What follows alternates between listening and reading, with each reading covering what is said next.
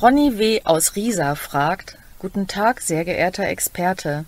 Ich habe gehört, dass das zu laute Schnarchen das Risiko für einen Schlaganfall erhöht. Können Sie mir das bitte erklären?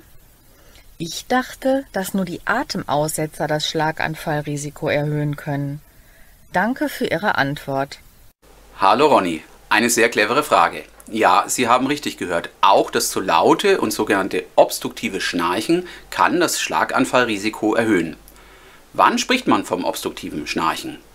Vom obstruktiven Schnarchen spricht man, wenn das Schnarchen durch eine Verengung bzw. Blockade der oberen Atemwege verursacht wird. Akustisch ist das erkennbar, wenn das Schnarchen zu laut ist und gleichzeitig sehr unregelmäßig. Zu laut ist das Schnarchen dann, wenn es die normale Lautstärke einer zwischenmenschlichen Unterhaltung übersteigt. Das obstruktive Schnarchen stellt tatsächlich einen unabhängigen Risikofaktor für den ischämischen Schlaganfall dar. Das zeigte jedenfalls eine im Jahr 2017 veröffentlichte amerikanische Studie. Menschen, die laut schnarchen, entwickeln mit deutlich größerer Wahrscheinlichkeit eine gefährliche Atherosklerose, also Gefäßverkalkung, als Nichtschnarcher. Die Atherosklerose ist ein chronisch entzündlicher Prozess, der die krankhafte Einlagerung von Plaque, das sind herdförmige Gewebeveränderungen, in die innere Wandschicht der arteriellen Blutgefäße beschreibt. Die atherosklerotischen Plaques können dabei die Blutgefäße derart verengen, dass dies zu einer Minderversorgung der betroffenen Organe mit Sauerstoff führt. Als häufigste Todesursache gilt diese Zivilisationskrankheit deshalb, weil die atherosklerotischen Plaques einreißen können, woraus Blutgerinnsel entstehen, die das jeweilige Blutgefäß vollständig verschließen können.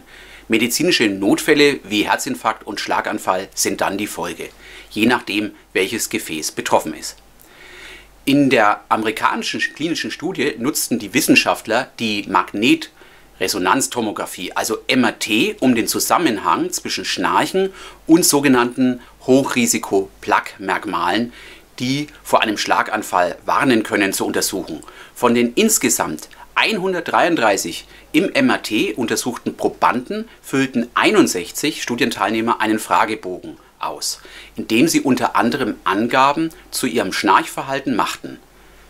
Die radiologischen Untersuchungen konnten beweisen, dass die Wahrscheinlichkeit von Plaque-Merkmalen mit hohem Risiko, zum Beispiel die sogenannte fibröse Kappe, beim Schnarchen mehr als 4-mal höher war als bei den Nichtschnarchern. Jetzt stellt sich natürlich sofort die Frage, warum das so ist. Die amerikanischen Forscher vermuten, dass das auf den biomechanischen Stress zurückzuführen ist, der durch das Schnarchen verursacht wird. Die vom Schnarchen ausgehenden Vibrationen können ernsthafte Schäden der Halsarterien nach sich ziehen. Die Vibrationsenergie bedeutet eine mechanische Beanspruchung des Gefäßsystems, was die Wahrscheinlichkeit eines Plaquebruchs erhöht.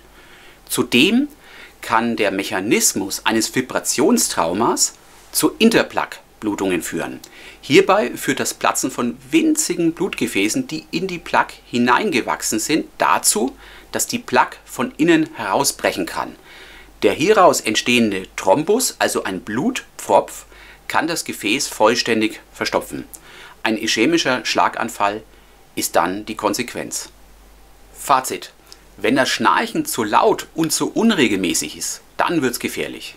In diesen Fällen sollte unbedingt ein Facharzt, also ein HNO-Arzt oder Lungenarzt, aufgesucht werden, um abzuklären, ob gegebenenfalls eine behandlungswürdige obstruktive Schlafapnoe vorliegt. Denn die nächtliche Lärmbelästigung entsteht ja fast immer durch eine Einengung bzw. Obstruktion der oberen Atemwege. Und die Verengung der oberen Atemwege ist letztlich die Ursache für eine obstruktive Schlafapnoe. Dies führt zu nächtlichen Atemstillständen und Atemflusslimitierungen, was dann die Erholsamkeit und Effektivität des Schlafs negativ beeinträchtigt. Die durch Schlafapnoe verursachte nächtliche Stressbelastung schädigt das Herz- und Kreislaufsystem und erhöht die Wahrscheinlichkeit für Typ-2-Diabetes und kardiovaskuläre Ereignisse. Um genau das zu verhindern, ist es absolut entscheidend, rechtzeitig zum Facharzt zu gehen und sich auf Schlafapnoe untersuchen zu lassen. Vielen Dank für Ihre Frage. Ich hoffe, ich konnte mit meiner Antwort helfen. Wenn Sie darüber hinaus noch weitere Fragen haben, nutzen Sie bitte hier die Kommentarfunktion und vergessen Sie insbesondere nicht, meinen Kanal zu abonnieren, damit Sie weiterhin auf dem Laufenden bleiben rund um die Themen Atmung, Schlafen und Schlafapnoe.